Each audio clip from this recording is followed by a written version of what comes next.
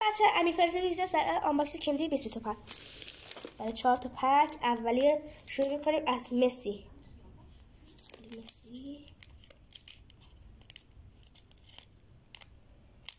ژل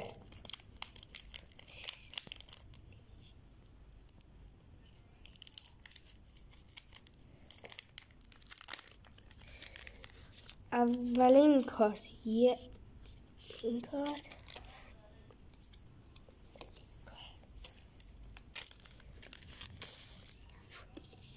رودری بعدی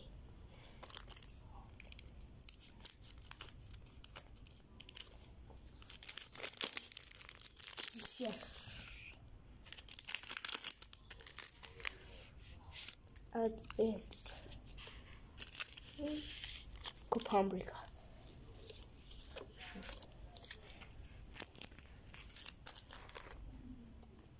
بچه ساب اسکرایب کنید، دنبالمون کنید، پیجمون بره بالاتر، کامنت هم برامون بنویسید چه رنگی آنباکس کنید.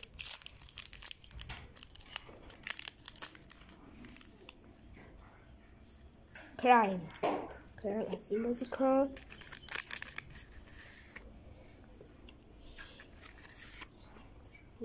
من بروشورش آخرین پک جود بیلینگار.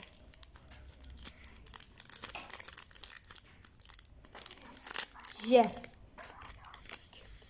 کوپا آمریکا از بارسلونا این بازیکن.